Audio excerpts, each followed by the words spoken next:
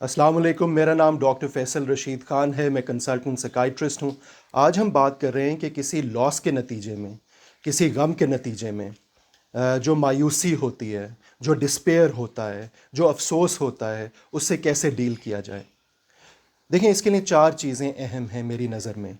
पहली चीज़ तो ये है कि इस बात को समझना कि ये जो खुशी या गम, मुश्किल या आसानी, ये ज़िंदगी का लाज़मी हिस्सा है। हम में से हर इंसान ज़िंदगी की किसी ना किसी स्टेज पे, कभी पहले, कभी दरमियान में, कभी आखिर में, अपनी अपनी लाइफ के चैलेंजेस से गुज़रता है। ये कुदरत बनी ऐसे है।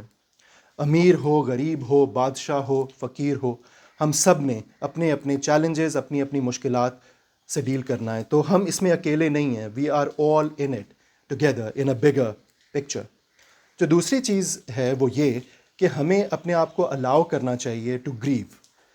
यस, वो इमोशंस फील करने चाहिए, वो इमोशंस एक्नॉलेज करने चाहिए, सैडनेस के, मायूसी के, अफसोस के, उदासी के, किसी खो जाने के गम के नतीजे में, चाहे वो रिलेशनशिप हो, चाहे वो डेथ हो, चाहे वो फाइनेंशियल लॉस हो, चाहे वो जॉब चले जाने का गम हो, उनको एक्नॉलेज ज़रूर करना चाहिए।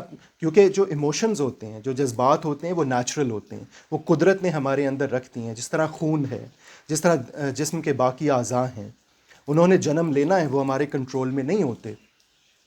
तो अपने आप को अलाउ करें, उनको एक्नॉलेज करें, उनको एक्सप्रेस करें, उनका इजहार करें, ये ज़रूरी है।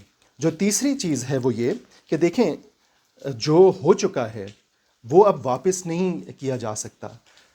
माजी को हम तब्दील नहीं कर सकते, टाइम को हम रिवर्स नहीं कर सकते, जो हो चुका है उसको बदल नहीं सकते, उसको अनडू नहीं किया जा सकता। ज़िंदगी में कोई डिलीट का बटन नहीं होता।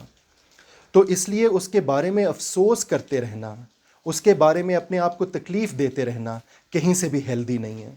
किसी भी तरह आपको पॉजिटिव डायरेक्शन में नहीं लेके जाएगा, बल्कि वही जो नफ़रत के जज्बात हैं, वो जो गुस्से के जज्बात हैं, जो मायूसी के जज्बात हैं, एक हद तक तो चलें ठीक है, लेकिन अगर ये बढ़ते रहे, आप इसमें से अपने आप को आपने निकलने का मौका ना दिया, तो ये आपको अंदर ही अंदर खाते जाएंगे।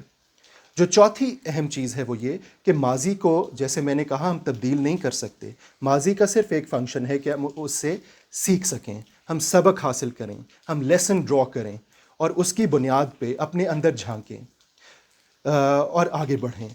क्योंकि देखें, कोई भी मुश्किल, कोई भी चैलेंज क्या करता है, वो एक इंसान के अंदर एक गहराई लेके आता है, उसकी सोच के अंदर, उसके जज्बात के अंदर।